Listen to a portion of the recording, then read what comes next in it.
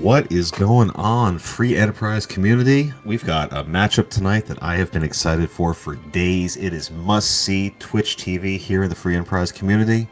We have a legend, a possible Mount Rushmore competitor in Inven, a former champion from the Football Gauntlet, 1-0, going ahead with Tallgrant, also 1-0. Tallgrant, full disclosure, one of my closest friends here in the community, and I've gotten to see firsthand how he's gone from newbie to one of the cleanest runners that we have in this community, and oh my goodness, it's going to be a wonderful race tonight, and I get to share it with someone who makes me question all things about time being a social construct, because I never have any idea what time it is, a wonderful runner. And Phineas, how we doing, my friend? I mean, it's 5 p.m. somewhere, right? I guess. I mean, it's 10:08 here, right? So, like, daylight savings, then you go halfway through a time zone, it's 5 o'clock. Is that how it works? I have no idea. I only count to 4 for a Who living. knows? Yeah, it's fair. Four is a good number, because that is what this game's based on, Final Fantasy 4, right? There we go. Or 2? I don't know. Let's not make things more complicated than they have to be. Look, math is hard, you know. It's just so hard. And there are rules about not doing math on stream, right? We're not supposed to do that? Yep. No, okay. No, not do that, no. Let's talk about these racers and this race. It looks like we've got a Rosa hero, and we are here in week 2 of ZZ6. We've got to do 6 out of 8 of these objectives. What strikes your eye as you're looking at this? I noticed that there's I think the thing that strikes my eye is the fact that we have two moon objectives. So that darkness crystal is getting that early is very kind of appealing. Being able to knock out Cave Bahamut, conquer the Murasame also rather, and also enables the dreaded Mac Giant grind. Yeah, the Mac Giant grind has definitely been a bit of a thing. If we've got a Rosa hero, I have to imagine we might be looking for some charm arrows among other accessories, depending on what people are in our party. Yes, and I guess the thing about the Mac Giant grind in this case is that you have so many options to actually do it, and at least having a white mage guaranteed means that maybe you just need to get to Blink to be able to unlock the Mac Giant grind. Maybe you need you don't need to find Silkworms. You can have a slow caster. Yeah, there are a lot of interesting options, but also it depends on who else we find in our party. Absolutely. White mages are huge in this flag set. For those of you that don't know, we are on T Pro, Treasure Pro. We're on S Pro, Shops Pro. And very long story short, finding things like Bacchus wine is really unlikely to go ahead and happen. So when we have white mages, they can cast spells like Berserk. They are a tremendous asset. So there's probably a little bit of relief with the fact that we have a white mage right away. Agreed. I guess I know. I guess one of the more sneakier things I also noticed is that we also have another relatively free objective in defeat the Queen at the Tower of Monsters. Doesn't all it requires for us to do is to get underground. So whether it be by hook or by I was about to say crook, but really Magna Key. So but yeah, the fact that that's a free available means that we might not be on as much of a key item hunt as usual. Having said that, though, we also have to get the rat tail, which requires both the hook and to be able to get the hovercraft and the rat tail to turn it in. But yeah, looks like we are underway. It does. So Rosa's going to be paired up with Eddie. That's not what our runner's hoping to see. And a light sword. No. Also probably not what our runners were hoping to see. I mean, at least, if nothing else, having a light sword early means that if you do find a Cecil, at least you have a passable weapon for him. And to answer the question, chat, that Rosa palette, I believe, is the Scala Rosa palette. So we're going to be running over Scala from Chrono Trigger, is off memory. That's awesome. So here's a very interesting part of this, because these flags introduced a kind of a new option called Min Tier 3. And here we're already seeing Divergence. Evelyn Castle is always a great place to get great loot. However, there are 3 monster boxes, which can make it be more lengthy. And with that Min Tier 3, doing a place like Damsian Basement means that you have a decent chance of getting something good, not risking running in the time waste of running into a monster box like Grant just did. So we've seen some of our runners over the past couple of weeks really try to find quote-unquote free places to go ahead and look for their early looting to cut down on time. Inven got some nice stuff, Charm Rod in there specifically, but I don't know that we got anything for this party directly. So it's going to be very interesting to see what power we get early, how long it takes, and how well our runners can leverage it. Oh, but that is a big pickup. No, big pickup on Invent side by going through the hook route. We actually found a dancing dagger, and that is since we have an Edward start, we are able to actually just leverage people to do some damage in the early game. So that Invent might feel confident just go and start clearing things now. Yeah, definitely possible, and it certainly seems that way. Early power stab is not a bad thing either. That's a really nice early start for Rosa.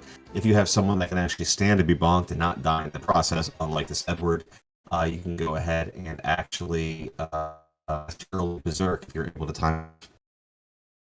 Oh, and even if you can't, even if you're unable to time things well enough, it's still a fair bit of early damage anyway. Just being able to leverage that, and then eventually, if we're able to find a bow and arrows for Rosa, she can still do a passable job in the back row hitting things. Absolutely. We apologize for Twitch having a little bit of a delay there, but it looks like we are kind of back on track. Inven, interesting choice not to go ahead and try to get the character from Hops first. Typically, sometimes you see that happen first, but here we have a Odin, and even with just the Thor Rages that we started off with 10, this is going to be a pretty free fight right here.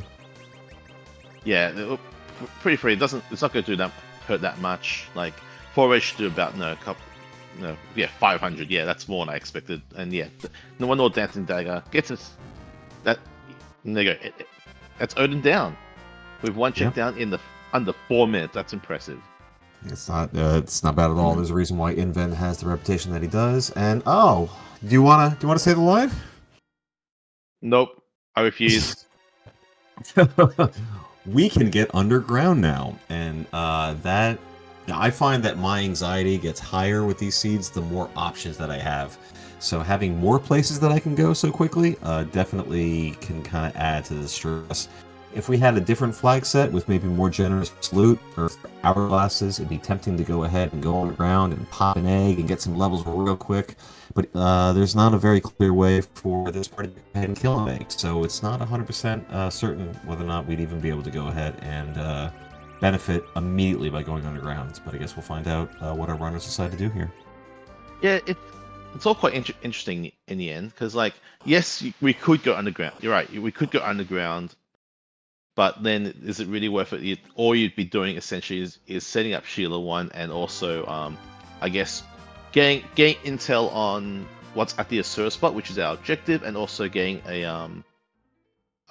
getting the free key item in Feymarch. So, interesting choice of when you choose to go underground, especially since you got the magma key really early.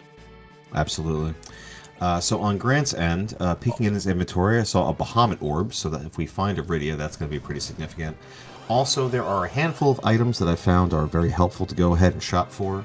Star Veils are one of them, Silk Webs are another, and Life Pots are a third. And it looks like that those Life Pots are available in Terraria, and Grant found that. He also just found that Dancing Dagger. Asura is about to go ahead and find the Elven Bow that Invent has, however, so she is in for a very bad time. Yeah, and also huge that we now also have someone who can equip the charm rod. That which can come in quite handy in certain spots, not just for the fact that it's +10 to Paladin's casting stat, but also the ability to actually use it as an item to cast charm. If we're so inclined to try to do boxes in Eblin, if we find the Lamia Black Cat chest, we could use that to try to have the Black Cat cast Bluster on our enemies and get a whole bunch of XP that way. Am I correct that I remember you doing that in EEL or OMG? I feel like I watched a race of yours. Like, ooh, look at that tech. Does that sound right? I think I did do that in EEL, I believe. Yeah. There are some really fun use cases. I don't think I won that race, but hey, can't win them all. I just remember the very fun tech. So Inven was able to go ahead and get through there. That Charm Rod with plus 10 Wisdom is going to make Palom a little bit stronger. There's enough XP at the hop spot to go ahead and get Palom's tier 2 spells online. I don't know if Palom has Stop. If Palom has Stop, that gives a very clear way to go ahead and take out an egg. An early egg. Mhm. Oh, I was gonna say, yeah, he will get Stop. I don't think he gets it that early. I'd have to look up the spell list quickly. right. I definitely don't know either. But if there's one character that benefits the most from an early egg, it's probably Palom, because even if you're at a base level 10, you'll get very close to Quake, and if you have levels on top of it, you will get to Quake, and Quake is just absolutely game breaking in the early game. Even just Virus alone is very powerful as well. So it'll be very curious to see what Inven tries to do here. Oh yes, and Palom learns Stop at level 14, so Inven's Palom will should have it Stop. So that is a way to get through an egg. So that is what I fully expect to be seeing here sooner rather than later. But it looks like we're going to be stopping and taking a look at the freebie. With this save, indicates maybe we'll try to do a little looting. There is one monster box in here, but you might get some goodies along the way if you're lucky. Or if you're really lucky, you might find the monster box right away, and then you know you can go ahead and freely loot. Yeah, finding a rune ring. Also, no, you never hate to see those, especially with a Palom in the party, or yeah, but quite happy to see that. Also, wouldn't mind seeing if we get lucky, if we just straight up get lucky and find some an artsy arrow of some sort, that would also help us with our egg clearing duties. Absolutely, 1,000,000%. I feel like the arrows are tier 7 and the bow is a tier 6, so that would probably be a little unlikely. But it could certainly go ahead and happen. It could even be the freebie up here, actually. I'm thinking about it. Yeah, it's true. Well, no Keyless Tower today. Alvin Sorrow in shambles. Sorry, buddy. Oh, it does actually pose an interesting option, actually. If we are so inclined, we could, not saying that runners would do this, we could consider just doing just the super cannon room just to get an infusion of XP. That's another way it's a relatively easier spot compared to the top of tower, and it might be worth just doing it early just to get a little push. Yeah, it might. I believe that's known as the Penguinator Special. So speaking of free fights, we have a Bahamut over there on the king side, and a Wyvern over there with a big wave. Sometimes you get a free Witchburn, like an Explode or a Retreat. That one is a little less free, but that free, legitimately free Bahamut over there has got to be pretty tempting to go ahead and take on the king side. I'm not sure. I imagine it is pretty tempting. There might be issues with the star veils running out, because it's not a high magic spot in at the Leviathan spot. It's still decent, but it might be a bit iffy. It'll be close if nothing else. For sure, and it looks like we only rolled 3 starting star veils. I think we can start with anywhere between 3 and 5. So only having the minimum there could definitely very easily be a little bit problematic. But sometimes with these races, when you have 2 top-tier runners, like both of these runners, sometimes you feel like you have to do something, right? You got to make a play. You got to go ahead and be a little bit aggressive, a little cheeky, be able to go ahead and use your game knowledge to really try to kind of squeak out an advantage. So just seeing that there has to be just incredibly tempting. Yeah, but yeah, it would be rather tempting. I don't think I'd have taken the chance myself, but no, I'm probably more on the conservative side anyway. But we are seeing Inven pop that siren immediately. See Eddie Hyde. I guess he's gonna have to come back because he's one of our damage dealers. We are bluffing. Oh, this is interesting. So bluff, for those that don't know, will give a plus 15 wisdom with every bluff, and it can stack. So for reference point, it's like putting on an extra Stardust Rod every time that you bluff. So probably about 5 bluffs would put Palom at max, and then maybe we're just trying to do something like a Fire 2. It certainly would be Lightning, because that gets absorbed. Yeah. but maybe a super bluffed tier 2 spell would be enough. I think it's 1800 HP. No, And there is 1800. the That's safety. right. It's. I think it's more for the stop because I think that will also make the stop last longer. It's also Really? based on that, I believe. I had no idea about that. That's wild. Ice 2, okay. And I think it's going to be enough. I think we need about 1500 for this egg to go ahead and kill. Not quite there yet. Hopefully that stop does not run out. And I think the shot from Rosa should go ahead and do it. Beautifully done from inven. We expect nothing less. Yeah, that's a very smart heads-up play right there. Using bluff to just make it that fight a lot safer. Very, very clever. Yep. So we have a stop out on Grant's side as well. Grant taking off the lit arrows. Very good choice. And we'll see how the damage goes over here. So Grant, being very well aware of the fact that stop can go ahead and run out, is going to go ahead and consistently keep the stop going here. Probably parse in a few attacks, and then they're just going to go ahead and chip away. And inven, armed with Quake and some levels, is going right up tower. This is very spicy. Are we actually going to see the is my guess actually going to come to fruition? Like just through the bottom of the tower, because you got that tower key that early. We'll see. We're in a little bit of trouble here. We need. So that's going to be a lightning. Oh, so Eddie doesn't get the levels here, and honestly, I don't think Grant really cares. The key person. The two key people in that party got the XP in Palom and Rosa. Correct. I don't think.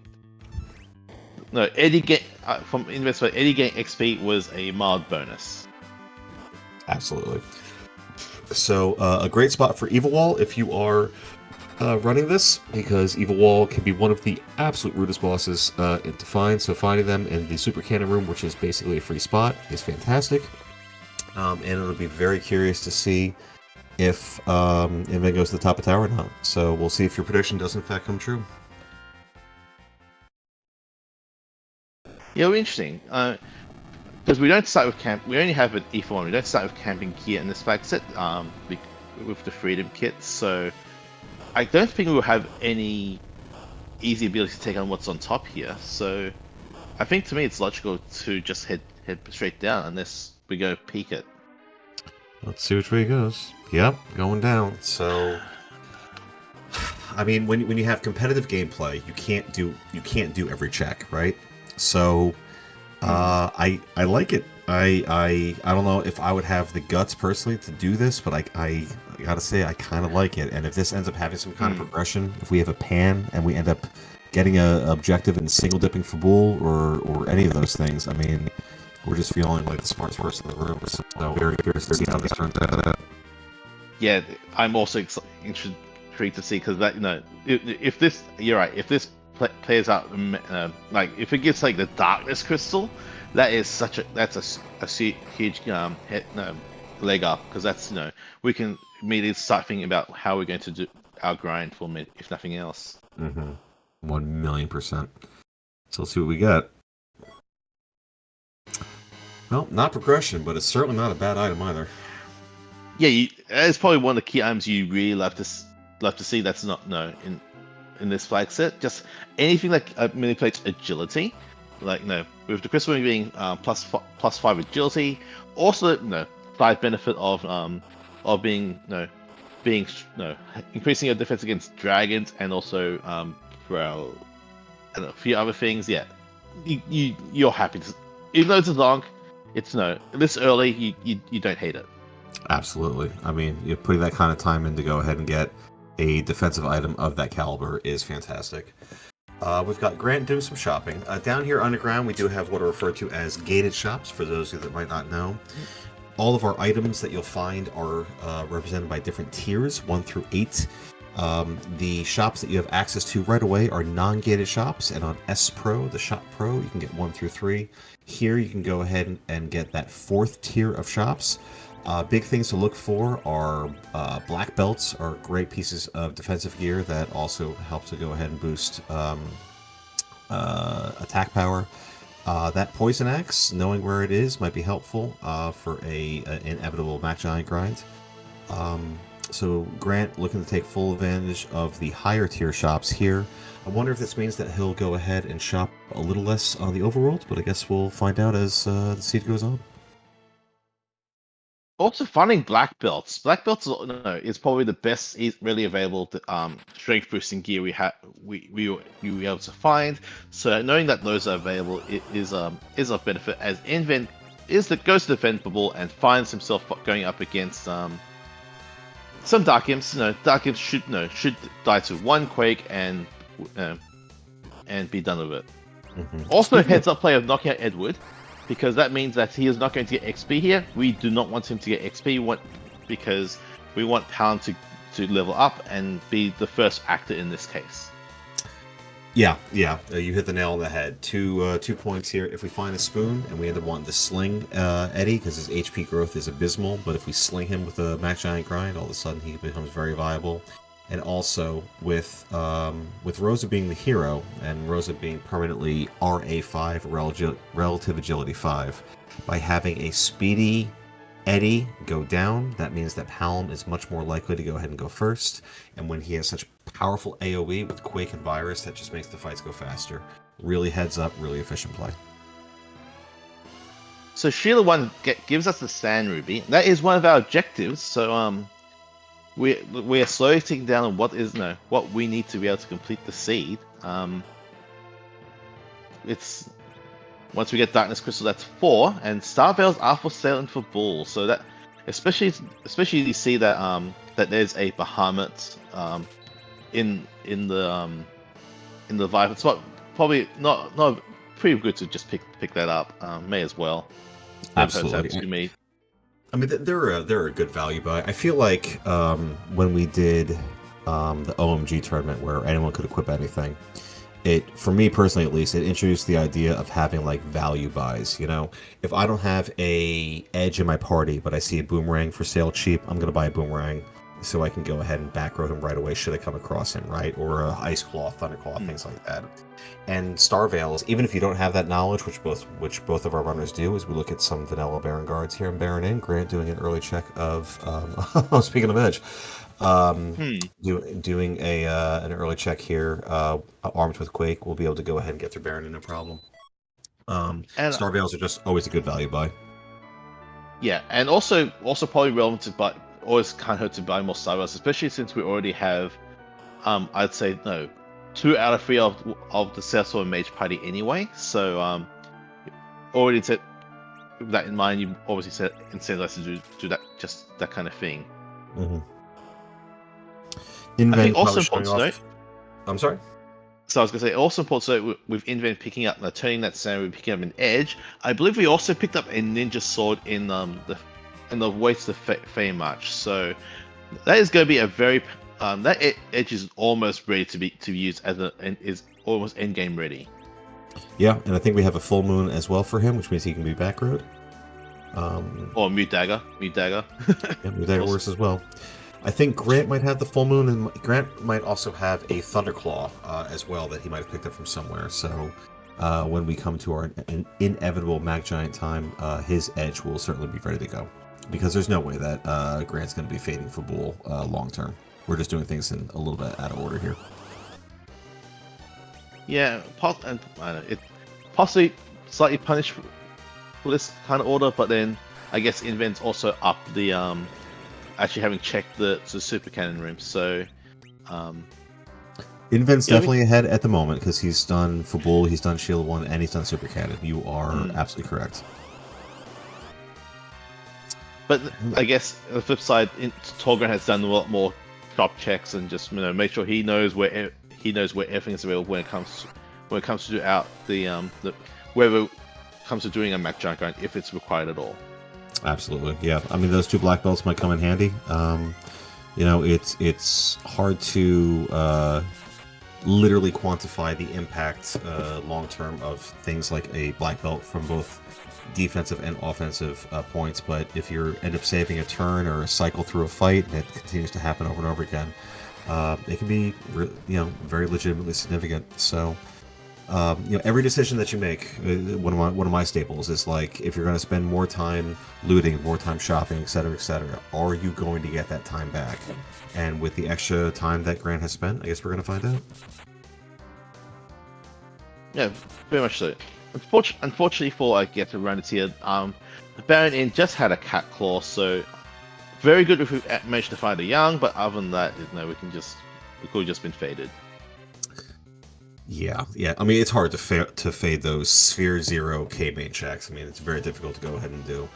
Our runners have access to all kinds of things, and inven, I think, upon seeing his reward, was like, you know what? I'm good. I don't even want to sit through the cutscene. I don't want your cat claw. I want to go ahead and keep doing checks. And underground he goes. Yeah, interesting. Actually, fading your deals, which makes sense. It's a very, very, even though it's a Sphere 0 check, it is a very long check. It does end up leading to Rosa having to do things on her own in the mirror room, which she I guess with the levels she could potentially do, but all that effort for one check, at that point you're better off just seeing what's in Dwarf Castle and starting off with the Kaipo guards. Very free fight. Extremely free. This spot is slow, so that's helpful, but this spot can really punch. If you find, if you attempt this early, which here we are, less than 23 minutes in, and inven is now doing his second underground fight.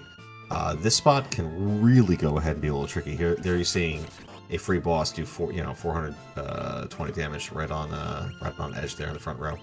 So it can definitely be a little bit rough. However, clearly we're going to have no problem with this whatsoever. And the second spot in the vanilla game is more of just a scripted fight. Spoilers for when Rydia comes back. So there's only 3,000 HP there. The attack is a little bit. The magic really doesn't exist, so we should be generally fine. Yeah, if it's something that hits us home, might be a bit more sketchy, but it's still only 3,000 hit points. So one Palom Quake, especially with a Charm Rod and I believe it was a black shirt we got from Full Defense, should be that hard. And yeah, even more of a joke because this is King Queen Evelyn. We find ourselves a Kane, but also that 3,000 hit points is now split between two people. So a Quake from Palm is even more like to just get the job done. Yeah, so not exactly the spot you want to find a free boss in. Means we might be going ahead and having some fun later. But a very, very, very speedy Dwarf Castle. Kane's not a bad pickup at all. I don't know if we have anything great for him at the moment. Somebody picked up a Dwarf Axe, which is, of course, the only item that can actually go ahead and back roam, and it looks like there it is. Inven getting it near the top of the menu to go ahead and cut on menu time, so that Kane's going to go ahead and be back road. And we got a little sling on him there, 13 levels, so he's more or less online. And we'll see what progression we get. So now we've talked through this, there really isn't much progression that's left available to us if this is nothing, right? Because we have Top of Tower, we have the Fey March, we have Ordeals, and we have a cheeky Demus somewhere. There's not too many options left. Correct. Yeah, absolutely. Having not found Demus yet, that might slightly incentivize trying to get to the top of tower. Plus, with a online Palom, the way that both of our runners have, Ordeals, even though it's a lengthy check, is not going to take all that long. And there's a required-ish, possibly required pan. Well, it is an objective, so yeah, that's that's 3 down. We do want to do this. Yes, that's 3 down. If that gives us, I don't know, I guess Twin Harp into Darkness, that is a very, very quick go mode. So that's something that might need to be keep an eye out for. Yep. And inven getting caught up on the shopping that Grant was doing earlier. So we're going to see what we go ahead and find here. But inven has a very clear... there's a boomerang to go ahead and back row edge. Inven has a pretty clear path here. I can't imagine doing anything short right now of turning in the pan, especially since it's an objective, and it is 2 more additional checks for progression. Meanwhile, tallgrant is going up all deals, so we are seeing divergence in this race here. Yep. And Grant has been playing with his dolls again. Anyone that pops into his stream knows exactly what command we'd be hearing right now. But if this flame doesn't do it, a follow-up virus or quake certainly will. Even if we get a big doll, it'll probably go down, but not even necessary. So with the AoE and power that we have here, this is what I was talking about with just these fights going, even though it's 3 fights for 1 check and an online Cecil, these are going to go very, very quickly. That fight went so quickly, I didn't have a chance to make a guys and dolls joke. So you know. Oh, and it would have gone so nicely. Yeah, no, too quick. Oh well. I tried. Next time.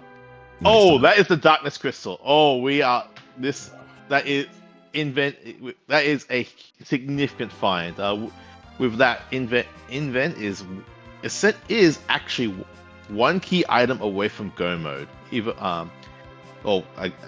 if it finds the twin harp, or if it finds either both halves of forge or hook and rat tail, that is another route to go mode. Yep. Inven clearly in the driver's seat here, has made all the right calls, the right amount of aggression. I think it's going to be very curious to see what character is on the Lunar Dais before we attempt any kind of grind. I think we're going to have to go ahead and do that. We're also going to need to find a way to go ahead and kill Mac Giants, which I assume that is imminent. Inven is also going to have to find life pots for glitching and possibly charm arrows, but he's going right for that pan turn in, and we'll see what he gets. So Inven did go into Tomra and did pick up a poison axe, so he does have, and Virus can also do a good job of taking out Mac Giants. So especially since he picked up something about 20 ether ones, he does have that available. And I was going to say, Tallgrant might have been very sad, but it's only Water Hag, so only 3 hits, and we are through.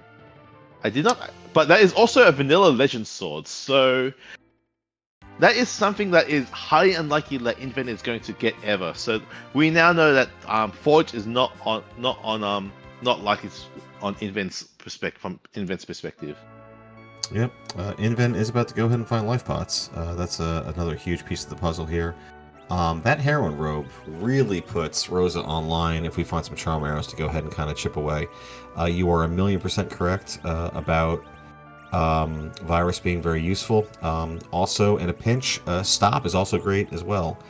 Selling the Earth Hammer tells me that if we find a Sid on the dais, that Sid will not be helping today, even though he could certainly do work. If it's me, I would replace Eddie with Sid in a heartbeat.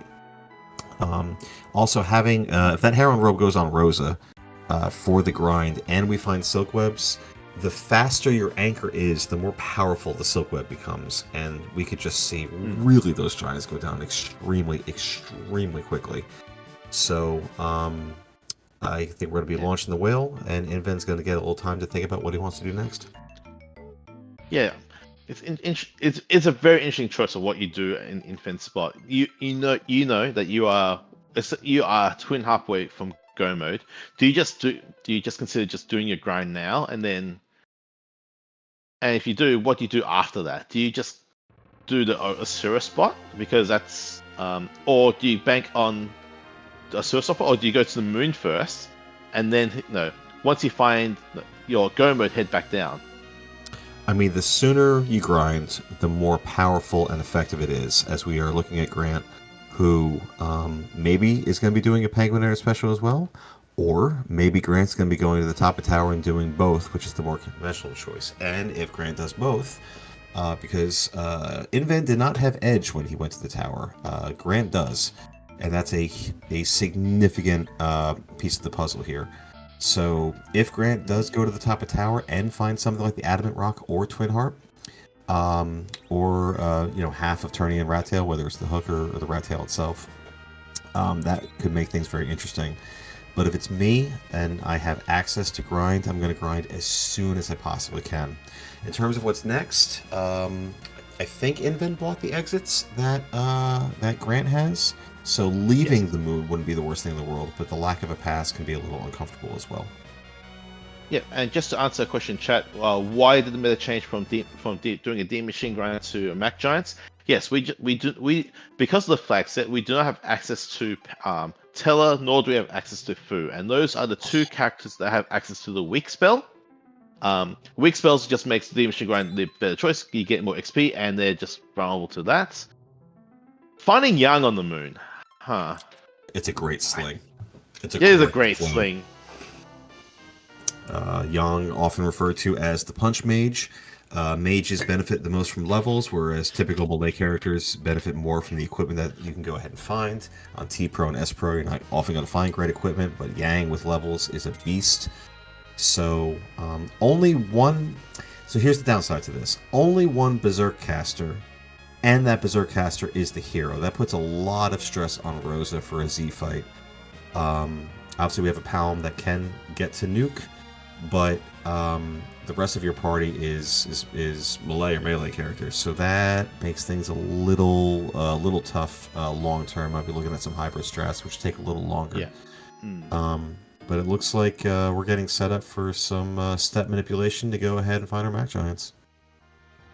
Yeah, and while inven is going to do his step out, tallgrant has gone to the top of the tower, is going to fight this Antlion.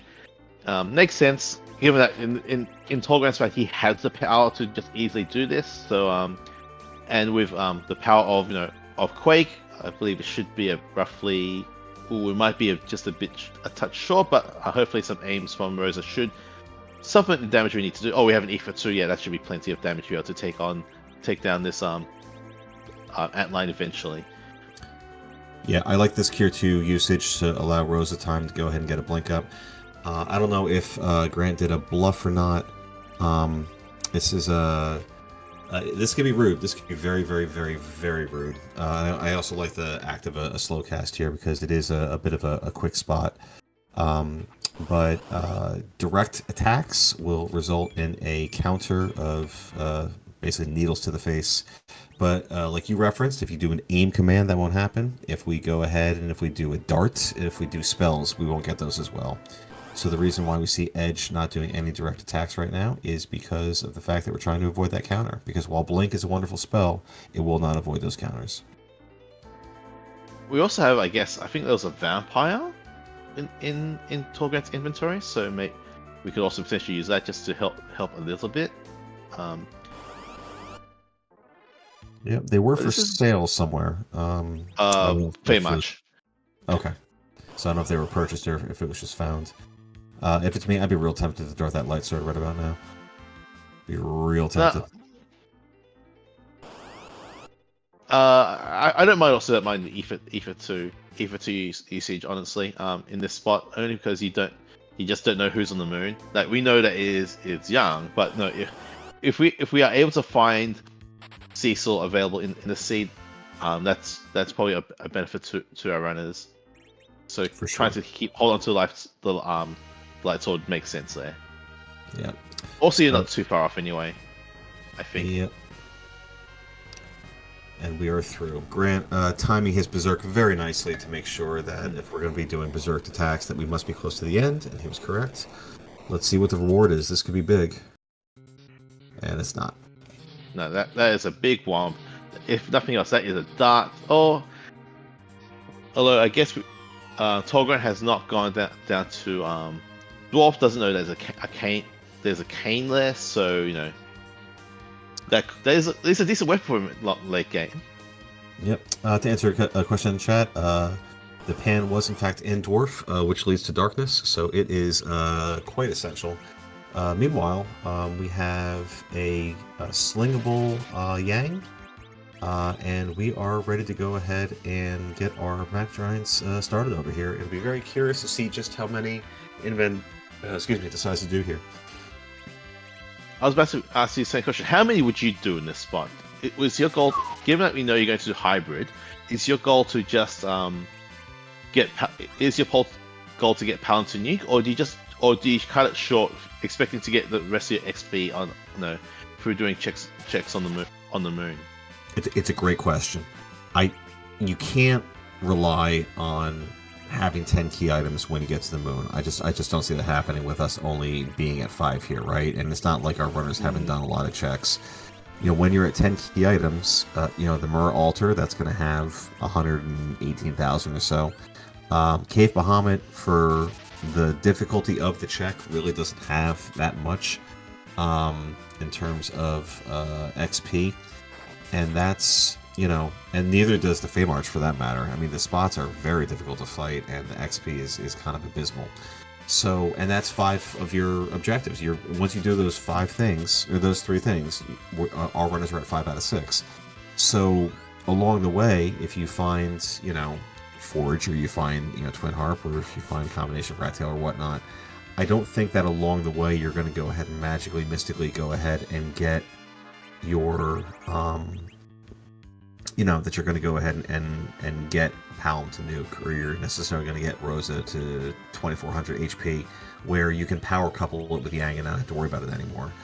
So, 8 with glitches tends to kind of be the magic number, because that will more or less get your Black Mages up to nuke. Depending on how quickly you can go here, you might benefit from just doing a few extra. I think he bought 40 life pots. Like, he's clearly ready to go ahead and go here for a while. And like you pointed out, the 20 ether ones. So inven is prepared to do as many of these as we need to or want to.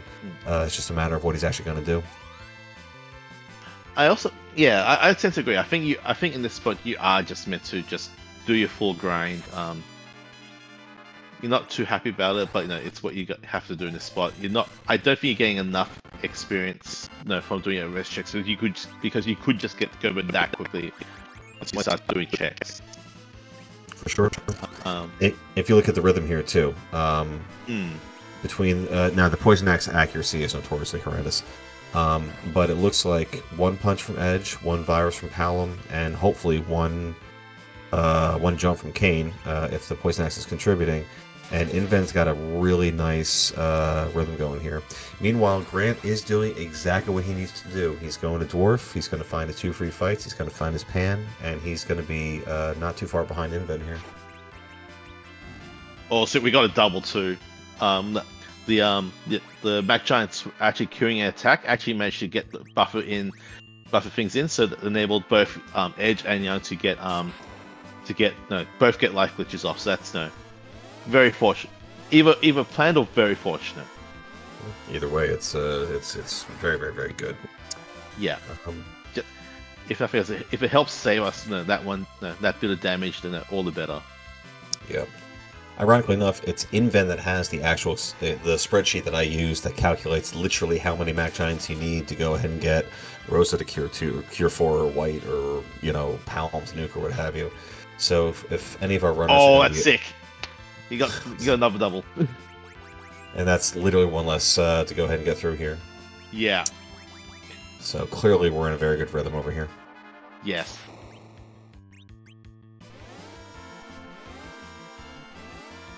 Yeah, it also makes sense. That is what I was about to question, why in this current setup, why Young being as slow as he is was actually being revived. But this totally makes sense now. Like the being able to time things off the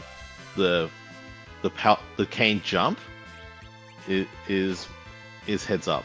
Okay, we missed one there. Oh wait, we're short. Wow. Yeah, but even Young acting as an MP chemist is very helpful as well, because we're going to run out MP for viruses, we're going to run out for blinks, both of which are pretty critical to the efficiency of this grind. Is that another double? I believe so. Wow. That amazing. The fact that I think Kane low rolled means that we actually unlocked the double with his Kane jump, because I think the Kane, it was only on like 1,000 hit points left, and 4K, and Kane did 3.7. Wow, that's wild. So, meanwhile, Grant got through Dwarf Castle very efficiently, which is great. Going to be picking up his Pan, and I assume going ahead and turning it in. So I think this rate, because obviously at this point, if Grant just follows everything that Inven's going to do, he's a few minutes behind at this point. So what's going to be a real interesting point for this race is kind of what you were talking about a few minutes earlier, right? Like when we're done with the grant, when we're done with the grind, what do we do? Do you go to the moon without the pass and go ahead and blow it up? Do you go ahead and go down to the Fey March and maybe clear up both spots? One is free, and then the other one is one of our objectives. It's if there is divergence with both of our runners on their decision making on what to do after the grinds, we might have ourselves a nice tight little race here. I think the other key point here is that tallgrant is the only person that has the legend sword here. There's no way that inven goes into ordeals at this point. It doesn't make racing logic sense racing wise. He's faded for this long. There's no point there's no point going for it from here on out. So we have to assume that if the legend sword, if the Adrock is the thing that our runners find first, tallgrant will be in go mode first. And if the twin harp is buried, or I guess alternatively the rat tail and the hook is rat tail, that's also good for tallgrant fans. Yeah. What is good for Inven is the fact that his fades, obviously the ordeals fade with Legend Sword could be a little problematic, but that top of tower fade could be huge. That's a long. I understand that at this point you can just go ahead and save and do a save scum outside, and if it's not there, just reset out. But that's still a long walk up, and it was a pretty lengthy fight. So that's one fade that I assume Inven will commit to that is not going to punish him and is quite frankly going to benefit him pretty significantly. So that's very good news if you are an Inven fan out there. Yeah, I agree. Like there's again similar to the logic of not going up deals. You intentionally made the choice to not to do the Penguinator special. Especially that early, I think you kind of assume that spot is dead, especially when you have a moon completely available to you at this point. So, I tend to agree. I have to feel that top of tower and ordeals are things that Inven is never going to go to. Agreed. Grant doing some shopping here. If I had to guess, maybe looking for charm arrows to go ahead and combine with that heroin rope. Let's see if we see a reset out of here afterwards. Are we buying Ice Claw for some value? Kind of one of those value buys we talked about. And see if we find anything worthwhile here. We don't. Absolute garbage item shop, but that Ice Claw will come in handy at some point. Meanwhile, I think chat's been keeping track. 22 giants so far. And going strong. I think I feel like it's 33.16 to go ahead and get a base level Palom to nuke. I feel like that's the number I see often in that chart. And there's another double for Inven. Anyone that's ever attempted these grinds, if you watch a D Machine grind or you watch some of these Max Giant grinds, there's definitely more leeway that you get with the Max Giant grinds because it's not quite as punishing if your turn order gets a little jacked up.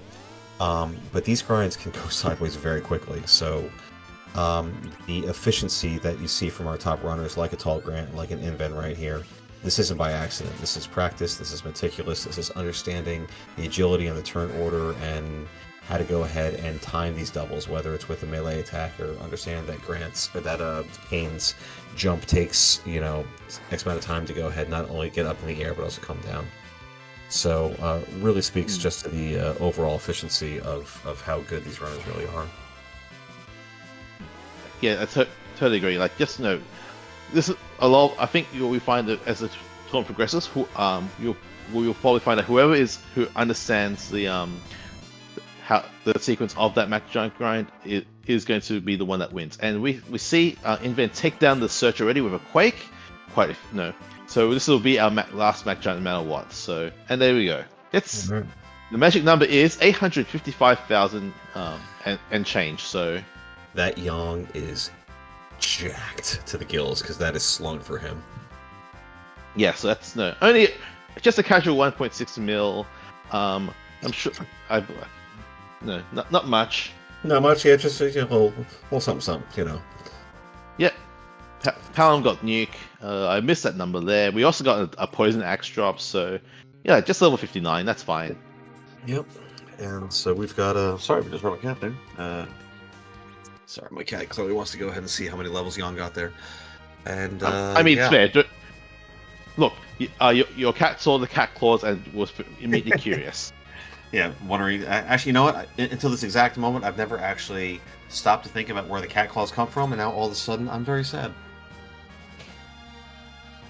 I mean, I could talk about my other things, but no, it is. But it looks like inven is making the choice to go to the moon. If nothing else, we have K Bahamut, we have the River Mersan also. It's 2 checks, 2 beats 1, so from a number standpoint, this makes sense. Absolutely. There's more likelihood of finding progression with K main checks versus K moon checks. And so when you kind of look at it at a bubble, there's going to be a strong pull to go ahead and do K main, and that's legitimate. I think the balancing part of that is the density of checks that you can go ahead and get from the moon, because you can so quickly go ahead and get from check to check. And in inven's case, with a party that's completely loaded right now, and there's no fight that's going to scare them anymore, excuse me, it makes all the sense in the world to go ahead, do your objectives. There's 2 objectives down here, and then just start knocking out check after check after check. I think for Grant to be competitive here, he's going to have to diverge. He's going to have to go ahead and go to the queen spot first, and he's going to have to go ahead and find some kind of progression there. Preferably the adamant rock, because that will be a very short check as opposed to going through Off Cave Magnus. And the other thing for inven not going after this spot over main checks is that apart from top of tower and ordeals, inven has no other main checks left. Yeah, so we're going for essentially K Bahamut, which is a summon spot, not in a moon spot as you might have guessed, and then and seeing Luge here. Well, if we have Thunderclaws, that's great, but we also have Nuke, so. Yeah, this is more annoying than anything else. Dr. Dialogue, as he's often referred to because of the script. To your point, if we have a Thunderclaw, that will work on Balnab here, and then it will work on the second phase of this fight as a whole when Dr. Luge comes back. But that's a very strong Palom right there. We picked up a black shirt, I want to say, from Fabul. We have the Charm Rod, so that's plus 15 Wisdom, I think, right? Black shirt for 5. Yeah, black shirt for 5. Also, Rune Ring would be another 3. Yep, so and a very good target for that Explode. Inven moving very, very, very quickly. Yeah, also very heads up play to take out the Doctor first over and skip the transform script of Luge. So that just helps saves a little bit much more time. That's an excellent point. Looking at Grant's side, I hope that he does heal up before he takes the fight. It looks like he is still a little bit low on HP here, and I don't know if he has picked up the ethers that Inven did as well. And he's seeing it now, and there we go. Good. All right, so Grant will be ready. It'd be one thing if you were setting up cover strats. But that's not there, and well, there is half of the last objective that Inven's going to need. That's the Rat Tail coming out of Cave Bahamut. So if we find a hook on the moon, Inven is in go. Yep, and that's if you're a tallgrant hunting, that is not what you want to see. You're really hoping at this point that the hook is extremely buried. Correct. Yeah. I think for Grant to stay alive here, we're going to need. I don't know, Harp to be at like the king spot and the Adamant Rock to be at the queen spot or something along those lines. It's certainly not over till it's over. We've seen a lot of very, very competitive races already in 2 weeks. Some just wonderful, wonderful races, a couple of which were today. So anything can certainly happen, but we'll see how this goes. Yeah, there's always chances, for things to go wrong. Things could be in awful spots, So not saying it's of course not saying it's over, but it is though Invent is significantly ahead. Correct. So Palom, we're doing some stop strats here, as opposed to using viruses. We gotta be a little careful here. I want to say there's 55 or 6,500 HP on that searcher, and so we kind of queued up an attack with a Thunderclaw and weakened it there a little bit. Speaking of demons, Oh, that's disgusting. that's not. I mean, it's a great fight to have nuke for, though. I'll tell you what. It's true. It's true. Um, we're going for one slow, which means maybe we can go ahead and try to one cycle this. Even without any, like a Thunder Claw. I don't think we even have any Poison Claws or Cat Claws on that Yang, and we're still power punching for almost 3,000, which is pretty impressive. And nuking for 9,200, which is, if you like that kind of thing. Yeah, I don't know. I prefer nuking for quad 9s personally, but that's just me being greedy. Well, I mean, we take what we can get. Yeah. So it would be. Would you be tempted to scum this to because you're at the top of tower, right? If you at the top, yeah. You're top of the tower, top of the LST. Yeah. I think I would, because I think in that spot, no, you did your objectives. Highly likely you have to come. If you might have to come back here anyway, so I think I would. I think I'm more inclined to go check that DMS, do Queen spot, do the summon spots, and then I guess head back to the moon. Well, that makes a lot of sense. Yeah, for sure. Especially since there are no more lunar objectives that are at the bottom of the moon. So, a very quick fight that could have been very, very, very gross. Let's see what we get. We'll see what inven does. I'm also curious if inven bought those exits. Oh, that pass means I'm definitely doing that now. Like that that means that if we do find I think down there, then yeah, we don't even have to go back to the moon. We can just go. For sure. So, we might see some K-main cleanup here. I think you're 100% right. There's no safe scumming here happening, so this is clearly a do your objectives tour, and that pass just gives you, every possible sign to go ahead and do that. So the more interesting thing is what happens if this, if I guess Demas leads to, I'm going to say the Baron key. Because that's, I feel like in that spot you probably do that first. I mean, if you're looking at from inven's perspective, you have 3 different paths, right? You have Forge, and you have Magnus, and you have the Rat Tail Turn-In. And, he doesn't know that half of Forge is up on Ordeals, but when you have so many paths to go mode and K-main checks are likely, if it's a Baron key, I think I'm just following that Baron key. I mean, and you're going to quickly get through 2 checks when you have, 3 different paths to go ahead and get down to go mode, and you have the pass. I think if it's Baron key exactly, I'm doing the Baron key 100%. Yeah, I agree. I think if Demas is Baron key, you go for that. But inven right now, not even bothering checking for Demas, is it? No. Because if nothing else, this Queen spot could be a double in it. Could be a double. It could have our vaunted Twin Harp, in which case we'd be in go mode. So yeah, this makes sense to me. Yep, 100%. Grant, meanwhile, is doing a nice job of getting through. I have not been keeping track of how many, but he seems to be making good progress. Even just a little efficiency thing there, bluffing for a turn in between, just to make sure that any viruses or stops are that much more likely to go ahead and go through. So just a nice little bit of efficiency. He's just unfortunately for him a little bit behind at the moment. Yeah, and this Wyvern is going to it's just going to we're going to Zerko Edge. That's going to help buffer our turns a fair bit, and then with some power nukes, that should be enough for us to get. I guess with a power punch as well, should be enough to just get through this Wyvern and get our objective. Yep.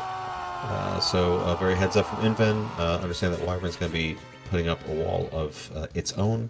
So we're going to go ahead and reflect this off of Yang. There's quote-unquote only 2,300 HP here, or 23,000 rather, excuse me. And when you compare that to the 37,000 next door, that can definitely be a little bit much.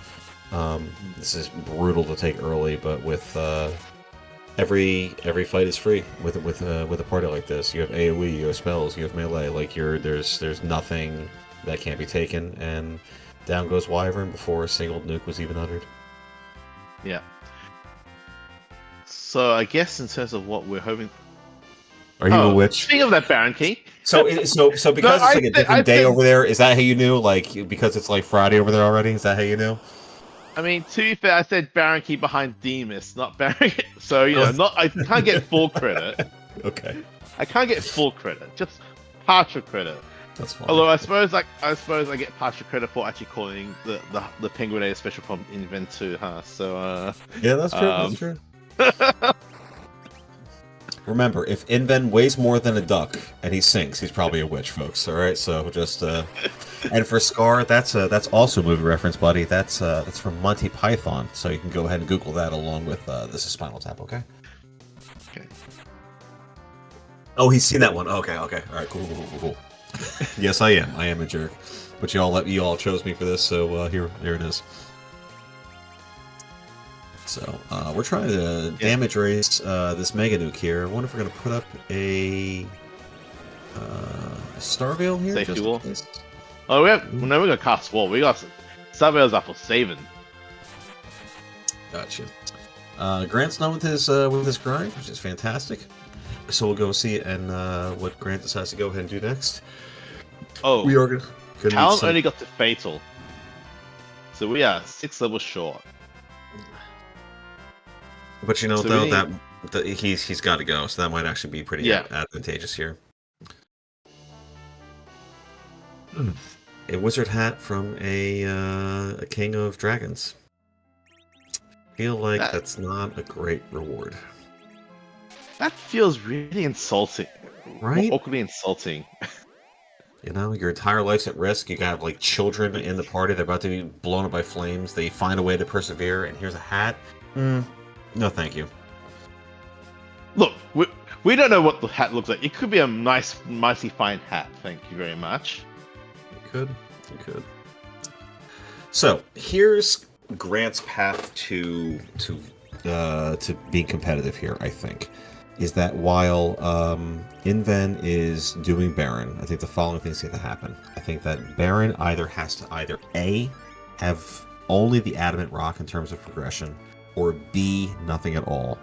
And Grant either has to follow that Baron Key and find the Adamant Rock, A, or B, has to not do Baron and then do the Moon and find progression that way. So it's a tall order for Tall Grant, but it's possible. And Inven just reset out? Because I was about to mention option C, Inven forgets Demas. Dude, I forgot. This is how best. Even in commentary, I forgot about turning Demas. Yeah. I remembered. I was about to mention it, and then he resets it. He remembered.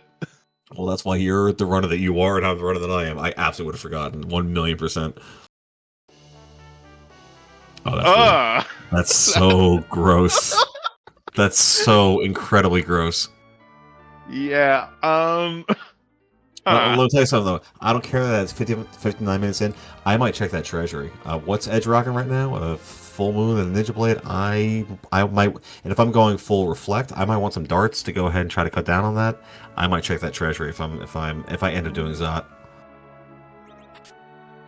Yeah, this is such an interesting choice. Like I think because obviously we got both Earth Crystal and Baron Key from our objectives. So those are always going to be our priorities no matter what. So the question is, which one do we do first?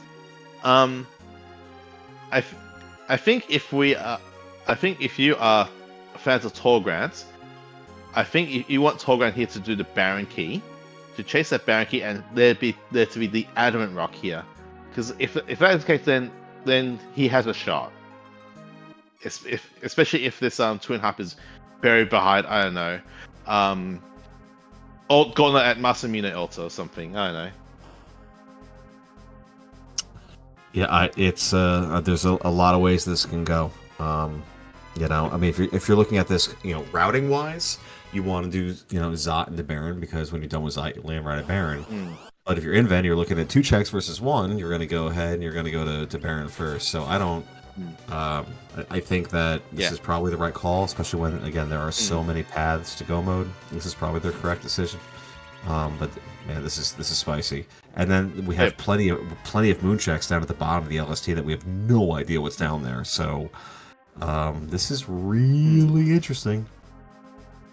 Yeah. Also interesting. There's also interesting choice of whether you go do the Red Baron Castle first or the Odin spot first. But no, Ooh. no. I mean, Valvalis. No, if it was the fact that we have approximately, I don't know, let me just quickly do some 8 quick billion math. levels. Yeah. I was going to say something along the lines of like over 10,000 hit points within the entire party. It's, oh, Yeah. and oh, by the way, Val's done.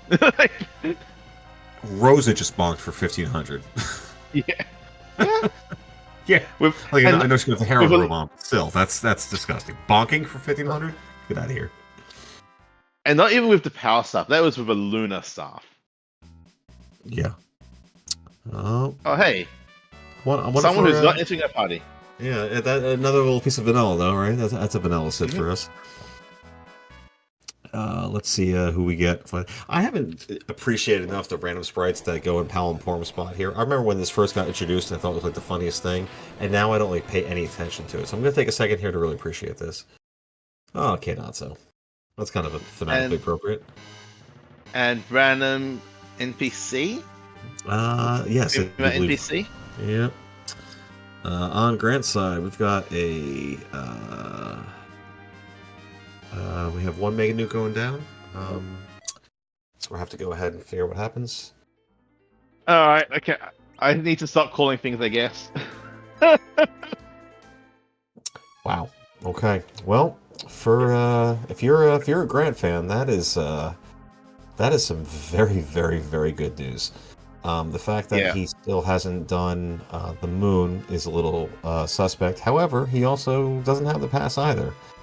So, if you're an Invent fan, you were hoping for Hook or you were hoping for Twin Harp. Those are his paths to victory, as it's unlikely that he's going to go to the top of tower.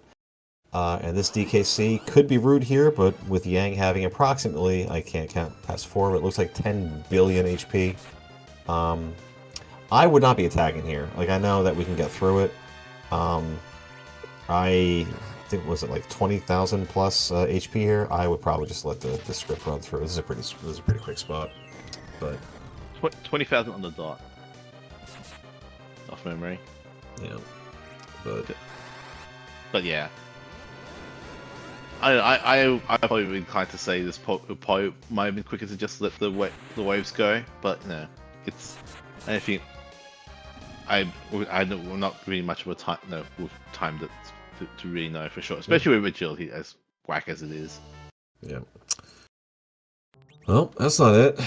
We're going to Zot. Are we doing? What are we doing? Where are we going?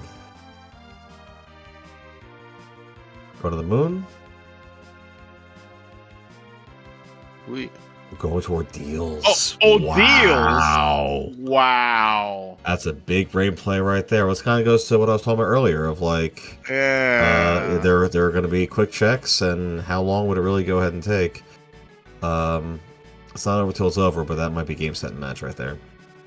Yeah, I did not have inven going up all deals at this spot. This is something we might have to ask him about. Because that is yeah, we really have to ask him because like that is an amazing choice. Yeah, and it was very much the right choice. Yeah. And Grant not taking that Baron key, and looks like doing his objectives, which again, who can fault him? Makes all the sense in the world. This is just a real case of rando doing rando things, right? You're gonna, there are plenty of valid paths to go ahead and take, and sometimes some work out better than others. You can't discount what Inven's done. It's been a beautiful race, and Grant's played incredibly efficiently. He's, one item away from go mode, an hour, 5 minutes in, and he has all of his levels and his grind is done. It's just, the early decisions that Inven made hit beautifully, and you can't discount it.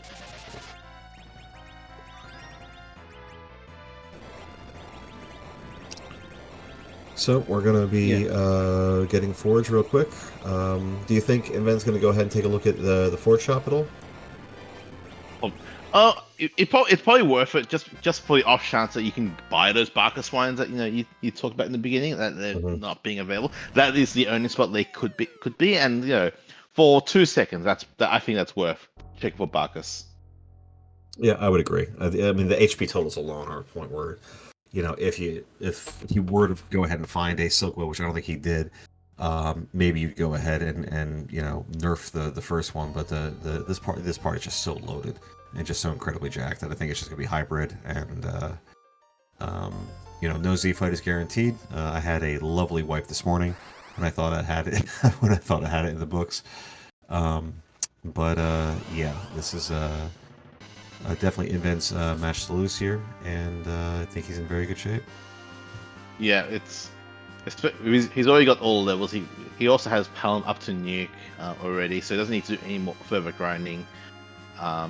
Yeah. Also, Track brings up a good point. Um, in that, we could also find power shirt, other things like power shirts. We could find Murasame's for sale in there. So yeah, there's other things we could potentially find that is of significant value to Inven. For sure. To answer your question in chat, yes, the Penguinator special is when you go ahead, you do the Super Cannon room, and then you leave right away. That is and you specifically and intentionally fade the very top of tower despite having access to it. And to talk about another comment in chat, even though no spellcasters have exit, because Rosa has not done Zot, both of our runners did find a stack of them for sale. So if we had gone down to the bottom of the moon, we could have gone ahead and used one of those exits as an item to go ahead and get out of there. So that long walk could have been avoided. Yep. Also, tallgrant also took out Luge first. No, gets to skip phase 2. So yeah, also good job to optimize that fight a fair bit as well. Yep. But yeah, Inven is off to the races. Is going to go underground. Find out what okay. Okay, you have a 50-50 shot. Is it the bow or is it the arrows? I would say it's the bow. There's no mage forge that really brings joy in my life. Every fun forge is usually from Kane or Sid, or you get a Lightbringer from Cecil, or even Musano from Edge. Like, no forge from any mage makes me feel happy, but I'm going to go ahead and go with the bow. And we didn't even pop the old man. Wow. That's time. That's time. We don't. No, we're being good player characters here. We're not stealing from old men. We're stealing from anyone else, but. Oh, there's the. Oh, there were power shirts. Yeah. As the bow. It's the bow. Oh, goodness. Well, we'll see if he takes the time to go ahead and that'll really speak to what strats he's looking to go ahead and do here. If there had been like really good darts for sale, I think that could have been potentially interesting. Trying to buy seven power shirts. Okay. Oh, just one. Oh, okay. Yeah. Seven. Power shirts are expensive after all, Yeah. Like black belt gears are very cost efficient. Like you can was it 10k for plus 10 or for plus 15 it's 70. Yeah, it's yeah. You're bang for your buck for black belts for sure, but that power shirt is just a really nice little extra, especially when you have nothing on. Yang has been shirtlessly braving the sea the entire time, which is a lovely visual. And we got some flags in chat. Some Z's. I thought we've been delightful. I'm a little offended by that, quite frankly. I know. I mean, it's also way too early for me to go to bed. Like, it's way closer to lunchtime than it is to nap time. I don't understand how time works. But I do believe that those Z's are in there because while we randomize all kinds of things from what's in the shops to the location of the characters and the bosses, clearly we don't want to be facing Zeromus when we get down into Antlion Cave. We can't randomize that. That has to be static and vanilla. But what we can do is we can go ahead and make sure that we randomize the sprite. And through the work of Skull Kitty, who has put together just hundreds upon hundreds of different sprites for us to go ahead and enjoy every single time we come to the conclusion of one of these seeds, that leads us to a very fun question that we have all the time when we restream these races. Is it? I don't know. It's been a while since I've been doing commentary, because time zones and whatnot. It's something else. Whose butts are we kicking today? Something along those lines, right? Well, I guess Yeah. it depends on the whole time thing, but I do Yeah. believe it is whose butt are we going to kick tonight? All right. And then all the very fun ancillary questions that make this community ever so fun. Been a lot of tax talk lately, I've noticed. Past few restream races, a lot of talking about taxes, which is odd because tax season over here in the States is in April and it's July. But there we go. Oh, I do need to do my taxes now you mention it. There it is. Someone asking about Rose's agility. I think I peaked that it was at 45. Heroin robe plus crystal. 42 is one of our little benchmarks, and with our benchmarks, you want to be just over, not under, because of reasons and attacks. But long story short, Inven's in a very good, advantageous position. Dear God Almighty, what is that thing? It's where you don't know what that's from. Nope. Okay, it's from Chrono Trigger. It is the person you beat up for silver points in the Millennium Fair. Okay, so here's the thing. It's an ongoing discussion with the ones of people that come into my chat that I've played Chrono Trigger for like 2 days and then life kind of took over and people get very upset with me for the fact that I haven't played Chrono Trigger. I haven't played Chrono Trigger. Clearly, I need to play Chrono Trigger. And then moments like this continue to happen where I have no idea about, I understand that it's like critically like one of, if not the greatest JRPG of all time. Still haven't played it. So sorry, chat. This is literally in the first 5-10 minutes of the game you can encounter Gato. Gato. Oh, did I really? Oh, I don't know. There's something out of lunch. I took some dude's lunch. I got put on trial, right? Guilty, right? You're a judge. I don't know. There was a whole thing. I don't know. Yeah. I don't know. It was off to the side. There's a way to get silver point. Okay, what? All right. I'm gonna stop ranting about this and talk about this. This scene looks like we had a direct cast nuke and yeah, we got a cure for. But yeah, this is going very quickly. This fight's going quite quickly. We're reflecting with loads off our cane. I suppose we're also reflecting spells. Yeah. Once we reflect that second slow off, Zeros will be down. I'm sorry, Gadamus from Chrono Trigger. Y'all heard of it? Will be down to battle speed to relative agility 6, which will be quite slow compared to the rest of our runners over here. And there goes the second cast. Your anchor is always going to be at relative agility 5. So Rose, the healing is going to be faster than Zeromus. Between the power going out, the berserks that are out, that new kit for 9200, Inven is in a very commanding position during this fight. Yeah, and I don't think this Big Bang is nerfed, so hopefully we have enough hit points to be able to survive. All right, Palom, and Edge goes down. Mildly unfortunate, but Young with his roughly 1,229 billion hit points is surviving. So Yeah. So I think we might be having a black hole coming out at some point, relatively soon-ish, which means that the wall on Kane will go down. So we'll just have to put it on somebody else to go ahead and be reflecting nukes. But sometimes we talk about power couple strats, and normally that's in reference to Rosa and Cecil, but there's no reason why, for the purposes of this randomizer, we can't go ahead and have. Wow, look at Kane getting betrayed. Ah. That's a nice little twist on things. Well, this is going a little sideways, I suppose. Here. But again, Young with a bajillion hit points does ease us a little bit. As long as Rosa stays alive, we're fine. Yeah, and Rosa very much stays alive here. So, even Pal's staying alive. Look at you, buddy. What, you literally duck under the Big Bang because you're 6, 5? How old, Pal? I don't even know. I don't know. It's low enough for it to be weird. So, it's very advantageous that Inven got the double slows off. That gives a lot of time to go ahead and kind of recover here, which is great. We're getting Berserks back on because the Black Hole took it away, which means that it's not even about the attack power, it's the buffering. Let's see if Palom lives here. Palom does not live here. So but also we know we're in phase 2, so we might actually I think you're right. We might actually just be doing power couple strats where the couple here is our Anchor Rosa and our incredibly beefy Yang. Yeah. Inven's got to be feeling pretty good.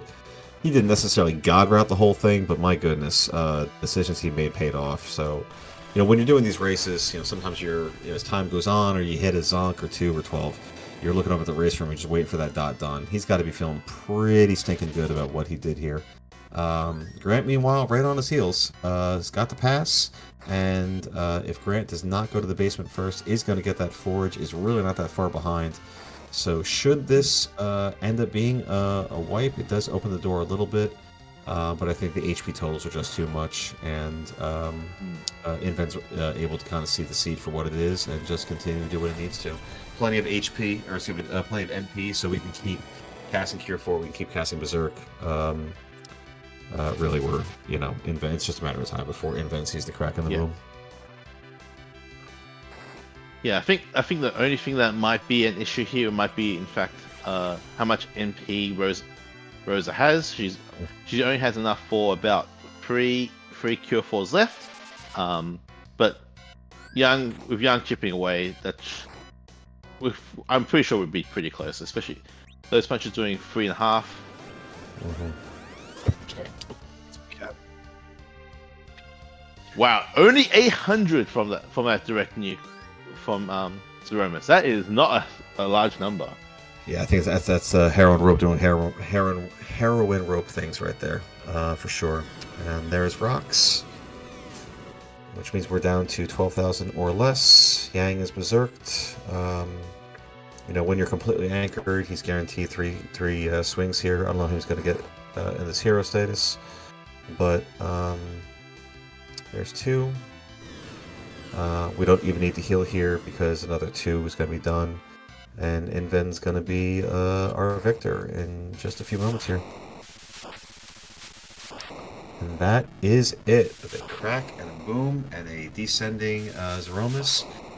Inven is our winner with a official time of 1 hour, 17 minutes and 31 seconds for these flags. That is an exceptional time. So GG's to Inven, and we're going to see if we can get him in for an interview. I have been here the whole time. No, actually, just like 30 seconds. Hey. Okay. GG's, my friend. I was gonna say, if you're in here the whole time, then I call shenanigans. Yeah, there would be some words from the admins, but yeah, there would be some ethical. GG's. Thank you. There is nothing more panic-inducing in this game than needing one objective left. There are 3 different ones out there that it could be, and you have basically the entire seed open. That was just, where is it? Where is it? Where is it? I hope y'all liked my, demist reset halfway through the Barren Sewers. I mean, to be fair, I had forgotten too, and I'm not even playing the thing. Normally, normally I have like the best routing decisions or like best equipment ideas when I'm not playing. I'm really good at the game when I'm not playing, and even when I'm not playing, and all I have to do is talk about it, I forgot to. So props for remembering. Yeah. I will say that I'm going to definitely. I'm glad that this race happened because I now have a seed where I do have a Rosa above 42 agility, because y'all saw me try to do the thing where you line up the casting of Zerk and the throwing of the crystal without getting a shake in between, and I kind of boofed it. So I know it can be done. I've done it before. I don't know exactly what you need for your RAs to be, but I think this setup will work. I just have to actually practice when to cast the spell. Oh yeah, that would be heads up too, because if you're able to, for those playing at home, if you're able to line up that berserk in between and the crystal between shakes, that means you get to start being berserk. That saves a whole bunch. That's a whole bunch of DPS you get to apply for free, basically. Yeah, another thing I kind of forgot about is that if you apply double slow and you get your Zeromus down all the way to what was he at, RA6 after the double slow, right? Yeah. Your Starvels aren't going to last that long if you only have one Zerker. They're going to wear off. Sorry, Kane. I mean, yeah, karmically, I feel like Kane deserved it, right? Ooh, I did just see that I got 36 treasures, so that's 34 week 1, 36 week 2. I really need to start looting more. I don't know, is- I mean, dude. you can, Hour I mean, 17, brother. I don't know what else you're trying to fix. I mean, you could loot Evelyn and get a Bahamut orb. You know, thank you for there not being Iridia on the seed, but also less important if you have Palom with Quake at like 10 minutes in. It's when one player has the Bahamut and the other one doesn't that I think things are a little out of whack. So, not tonight. Yeah. Yeah. Actually, speaking of 10-minute Palom Quake, so you do your siren, you get Palom to Quake. You opt to do just the super cannon room. Talk us through your choice of doing that. Oh, I just think that's a really fun gamble to make if you have a team that, because you don't have to have a lot of power to knock out the cannon room, right? It's what, 600 HP, and if you've gotten a siren done, it easy peasy. But it's one of those things where you can save a surprising amount of time if you get something there like a pan that leads into meaningful rewards from the Sylphs and from Sheila too. This time the Crystal Ring wasn't the payout I was hoping, and it did make me think, okay, I'm probably a few minutes behind here. Let's definitely skip Ordeals. And well, we saw how that ended up. Ordeals ended up being the other half of my final objective, so... I think one thing that you showcased, though, is just how, even though it's 3 checks, I think we get very used to, because it's typically it's a sphere 0 check, and we usually go there, in more traditional conventional seeds very early, and it feels like a slog. Just how quick it can be when you're loaded. I mean, just boom, boom, boom, done, done, done. So 3 bosses to get through. Is it really any slower than doing Zot? I don't think so. So I thought it was a very shrewd decision and a very heads up one. Thank you. But yeah, one thing about the fast time on this, any seed where you have a magma key and you can get Palom Quake on that first siren when you get underground, like if you get stopped from the Hobbs fight, you have it, you're going to go so fast through all these early game checks. Whereas if we were on the Rosa and Edward trying to find party members for a hook route, well, it's another half an hour, 40 minutes before we even get close to that kind of power. So a lot of this is like, yeah, I'm not going to deny that that's a good time, but also you give me a magma key and a Palom, and I'm going to be eaten well at the start of the seed. Yeah. Looks like chat pointed out that your hook for your rat tail was behind Zot, so that's pretty funny. Oh, so it was blocked at the end. And then where was, did we see Twin Harp in the spoiler log? Rat tail.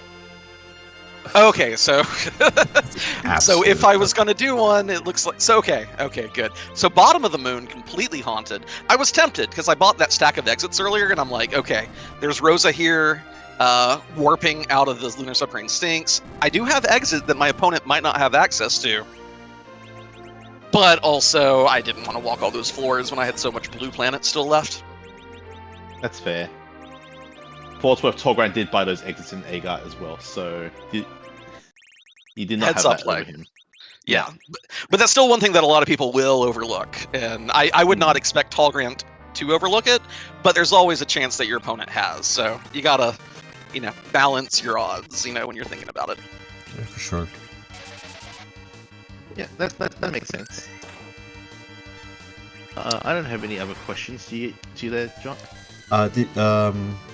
You did a lot of Mac Giants with a lot of double life glitches. Very, very impressive. How early did you know how many you wanted to do? Because you were at 5 key items when you did your grind, so finding additional XP was not necessarily going to happen elsewhere.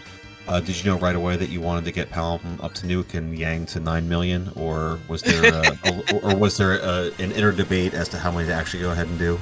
Nah, I knew I wanted to do the 28 because I've drilled that number into my head. Like, if you have a Iridia who's not getting slingshotted, you need 32, or maybe a little over 32, I forget.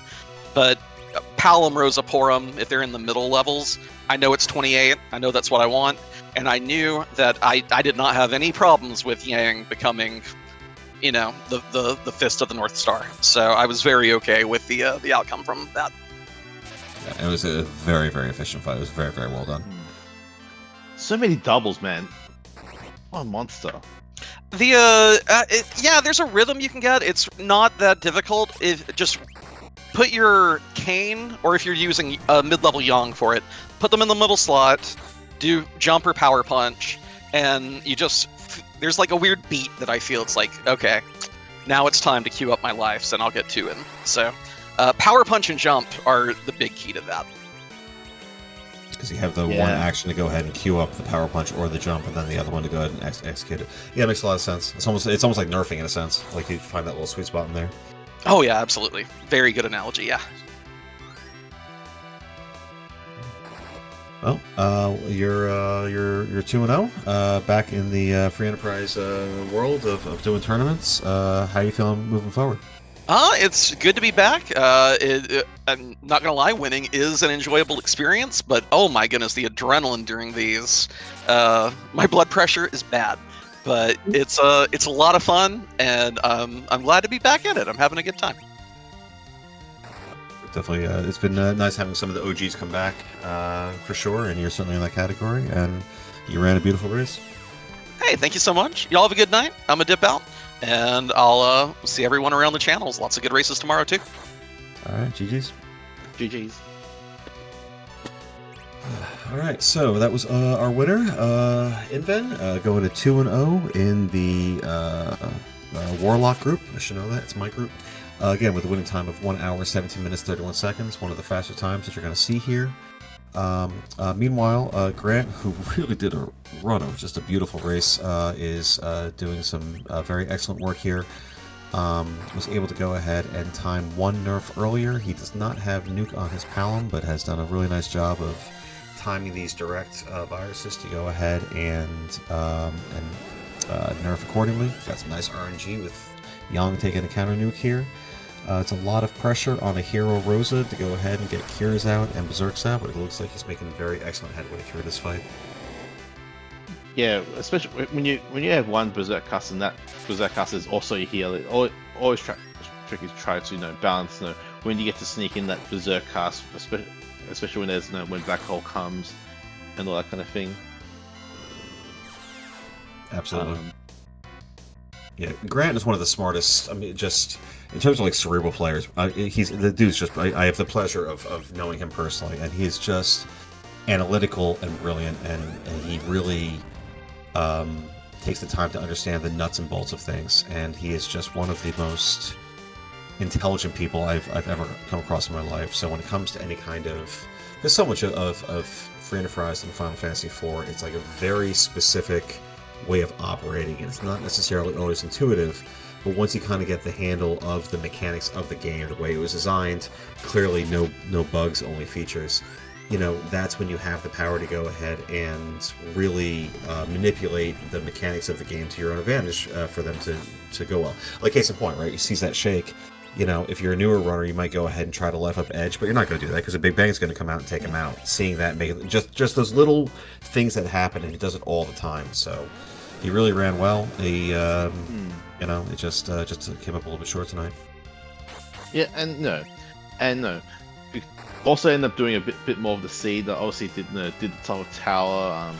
Also got to the grind a bit later, which also shortened the grind a little bit. So it's just unfortunate all these little things add up essentially. So Yeah. And just like Inven, tallgrant, it might just be back down to power couple strategy. Except this time we have Rosa and Kane as opposed to Rosa and Yang. Yep, which pretty sure I think Step would enjoy this, right? Step, are you if you're still there because you're doing tracking for us? Are you okay with having a power couple of these particular characters? Is that agreeable to you? I hope. I'm just gonna assume the answers to that question is yes. Pretty sure it's yes. I'm gonna assume the answer is no, personally. Best power couple? I don't know about that. Well, we'll see.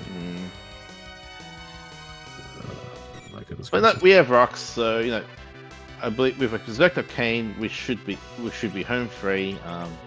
Maybe, about to be Berserk up Kane rather. Yeah, I still think we're okay here. Yeah. Because there'll be time to go ahead and drop a Cure 4, and we should definitely be good to go. So yeah. Kane buffering Zemus also is going to help a fair bit. So this Cure 4 will mean we can just put our controller down and have a snack or something. I don't know. Yeah, snack sounds good. I've had a couple of libations over here to enjoy this wonderful performance. Almost as good as my Mets taking out the Braves. Sorry, YT Sky. And what a great race and what a great showcase of the abilities of this community. It's just so much fun.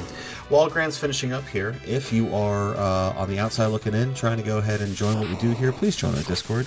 We are very kind folks, and would love to help you get involved in free enterprise in any capacity that you wish. But with that crack and boom, that is a GG's to tallgrant with an official time of 1 hour, 30 minutes, and 40 seconds. And while I did not hear a badoom in my ear, I do spy with my little eye the tallest of grants in our room. GG, buddy. Thank you, John. Appreciate that. So a wonderful time, a wonderful run. Came up a little bit short tonight. How did you feel about the seed?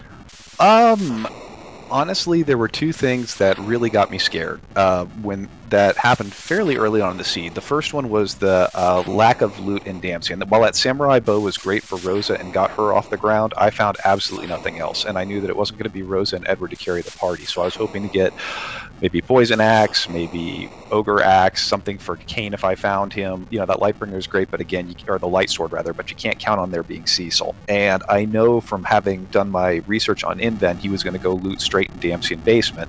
So I knew I was giving up time in the hopes that I would find more and better loot than he would, and I didn't. And that was the first kind of, oh crap, this is a problem moment. And then the second one was when I really started getting in the checks. One of the things I like to do is count how many of the K-main checks zonk out and don't have an item in them. And that number climbed very, very rapidly. I think the number I got to the biggest number I got to was 5 before I started making up where the missing ones were. But I mean, there were at least 6 zonks in K-main. That's always a big warning flag to me too, because I'm very much a completionist. I like to do the K-main. I think the odds are that the key items are going to be there. But rando's going to rando, and that's not where they got placed this seed. And then when that started happening, you start having a little bit of a heart palpitation that may not play the way I want it to go. Yeah, it's fair. I think you and I have had private conversations, and I've talked about it publicly as well about the early looting. We've talked about the impact of that min tier 3 and how you really can potentially find very powerful gear in places where there are no monster boxes, and where even though the average mean of the tiers that you might find is less, the density might go ahead and make up for that. So Inven did get a bit of a jump start on things because he did not go to Eblin for looting, and the other thing that he did was he went to Dwarf Castle much faster than you did. Not for any, it's just, I think it just kind of worked out that way. And obviously Dwarf going to Pan, going to Darkness, I think whoever was going to find that first was going to kind of be in the driver's seat. And like you talked about, K-main checks are K-main checks, and his just happened to really go ahead. And I mean, he played a wonderful race. You both did. But him finding that first really kind of put him in the driver's seat. Well, and that was kind of that's normally I would be in Dwarf Castle first when I go underground, especially with a party like that was very badly looking for another character. But I got the tower key, and it was kind of that, let's go for the 2 for 1. There's 2 checks in there, that'll be fantastic. I heard from him in the spoiler room after we were done that he had done the Penguinator special and just hit the super cannon room and come back down, and that turns out it paid out, especially because there was that Antlion on top that I wasted so much time on. And while the Crystal Ring made my Z fight a lot better, I would have liked to have the time back. Yeah, it makes all the sense in the world. It's just it's just kind of the way it went down. Mm-hmm. Jeff, Crystal Ring's from the super cannon room, not from the top. I think top was a white. There was nothing. You're right. There was nothing in the super cannon room either. You're right. Yeah.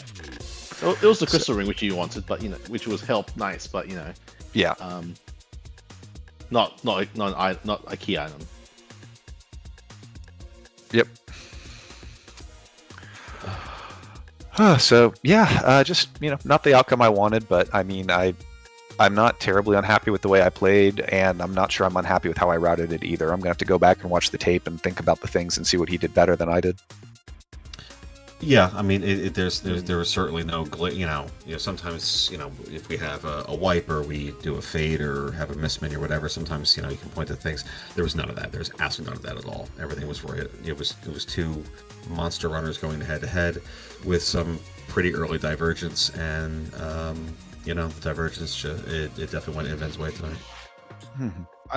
I suppose if there's one thing if you want to watch back, I would highly recommend you watch Inven's Mac Giant grind, because he actually managed to let a whole bunch of double life glitches on the Mac Giants, which also sped up that a fair bit. Yeah, my agility was all over the place, so that wasn't necessarily great. My damage output was kind of crummy for how I was set up, but the real kicker was when I saw those Ether ones for sale in, I believe they were in Agert. I didn't buy them because I was kind of short of cash and thought I can get by without this. And as I got into the fight, relying heavily on Stop from Pound to be able to run that fight for me, I realized that if I sit here for too long and do it, I will run out of mana, and then I have no safety valve, and things could go really awry in a hurry. So it kind of caused me to cut it a bit short. I figured, I'm slinging 2 melees, it'll be fine, get Rosa up past Cure 4, and then go see what happens. And of course, the other thing that I know that I lost time to him on was that demist fight, because it sounds like he had Nuke on his Palom and just was able to blaze through that without having to sit through, I think, 4 mist phases like I did. So, I mean, there's definitely room to go find things and figure it out, because I think that the Antlion fight and the demist fight don't quite make up the entire difference. There's got to be a few other tips and things I can find that he did that just worked out better for him. And, we'll do the research, we'll get better and see if we can bounce back and get to 2 and 1. Yeah, absolutely. And yeah, his fight was pretty sick. And he did buy 20 of those Ether ones. Yeah. But even without Nuke, I loved your Z fight. Your nerfing was pristine. And talk about taking what you have and going with it. Like it was very, very, very well done. Well, thank you. I appreciate that. Appreciate you putting on a show for us. You both did. Mm-hmm. Well, and thank you, by the way, John Burkhead and Infinius, for the commentary, which I'm looking forward to hearing back tomorrow, and I'm sure is wonderful. Scar and Step for all the work you guys have been doing behind the scenes. And again, GG's to my opponent. He's been very, very nice to me. It's been really neat to see someone who's an old hand in the community come back in the tournament. It's really neat to get the opportunity to race him one-on-one, and hopefully I can get a chance to try him again. Yeah, I mean the beauty of the potted Swiss is that we're going to continue to get these matchups like this where 2 very equal runners are going to be going head to head. So it's only going to get better from here. So I'm very, very, very excited to see what happens next. All right, my friend. Well, GG's on a wonderful race, and we just appreciate you so much. Much. Have a great night, everyone. All right, good night. All right, so GG's tallgrant with a wonderful time of 1 hour, 30 minutes, and 40 seconds. I feel like, when this flag set came out, there's a lot of talk about how difficult the flag set really was. And because it's a harder flag set we've had for this tournament in a while. So to see runners consistently hitting like that at 9-minute mark, it's really, really impressive. So I know Grant came up a little bit short tonight. Inven ran just a brilliant, brilliant race. So just GG's to both of our runners for putting on such a wonderful show. Yeah, a fascinating race. Some unfortunate choices, but the randos go rando. Sometimes those plays pay off, sometimes they don't. But we are going to be rating Plumero, who's doing practice for this right here tournaments. We will be back tomorrow. I think is on the main channel at Frankie Bones with 1-3 fits at 6 p.m. Eastern. Looking forward to that one. I'll try to get up for that. There's no guarantees. It's at 6 a.m. for me on a Saturday. So yeah, it looks like we I'll have try. some other. Yeah. So that is our first one. We do it at 7 p.m. We have Big Dunga versus Vitasia. We also have Corgis versus Golden Shocker. 8 o'clock, we have Nitsi versus Fallgren. At 9 o'clock Eastern, Garen versus Flossifern. And at 11 p.m., Judge Joe versus Flurry. These are some great matchups. It is so nice to be back in tournament season here in Free Enterprise. We're so grateful for our runners that put on such shows. Thank you to Step and Scar for doing all the hard work. And Phineas, this is fun. We got the easy job, man. We just got to go ahead and talk about all this good stuff. and make jokes. This was fun. This was a fun one. It was fun doing with you. We'll do you as well. All right. So we hope that you all continue to be watching great free enterprise content. We hope that you have a wonderful night. Let's go say hi to my arty bro, Plumeria Knight, doing some practice for the tournament. In the meantime, you all have a wonderful night. We'll catch you on the next one.